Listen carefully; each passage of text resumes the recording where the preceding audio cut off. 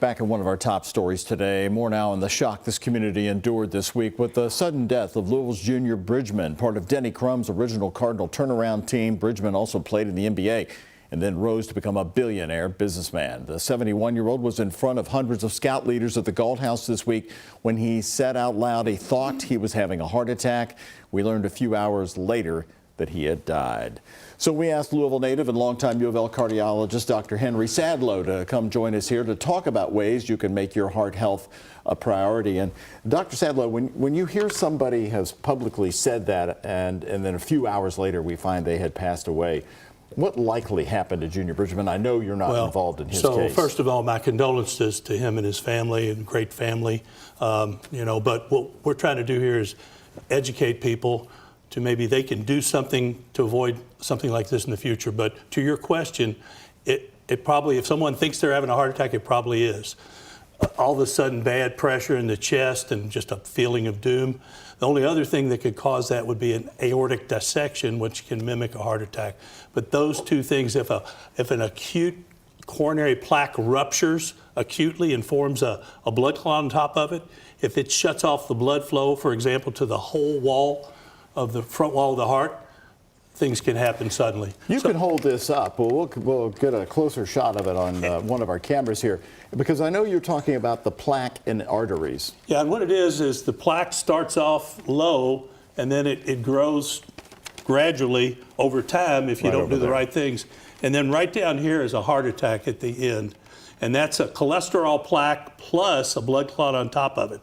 So heart attacks are caused with cholesterol plaque that builds up over time. And then when that plaque ruptures, it's called a vulnerable plaque. It's like a volcano rupturing. So if you've got a 70% plaque, it ruptures, the body tries to heal that by forming a blood clot. Well, that's not a good thing if you got a 30% blood clot. 70 plus 30 equals 100. So that's the clot there that would cause the heart attack. The clot is the purple right on top of the cholesterol plaque, which is yellow. So how effective are the statins, the medications that I know you're a big proponent of, and you also want people to get a calcium test? Start with the statins. So first of all, statins are spectacular for reducing LDL cholesterol and reducing the likelihood of this happening. Statins can help modify a plaque from a vulnerable soft plaque. It can help harden it up.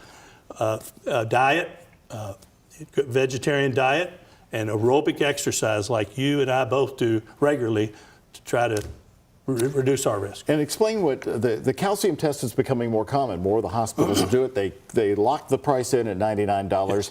You go into a machine that scans basically the inside of your arteries. Well, what it does, this test looks at from here to here, and for $99 we can tell you if you've got lung cancer, whether you've got an aortic aneurysm, and how much plaque you've got.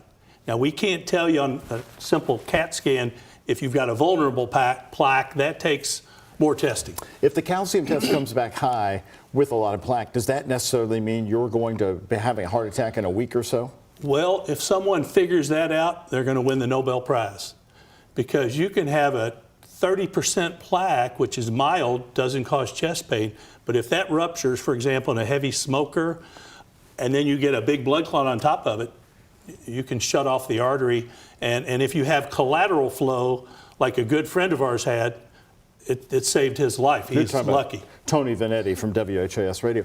So do most people have, just after the years, a certain level of a buildup of the plaque that just doesn't turn fatal? So you would think that, but a gentleman that was listening to me talk with Terry Miners came in to see me. He was 81, got a calcium scan. He got a big 0. So not everybody gets it, but it's very common in America.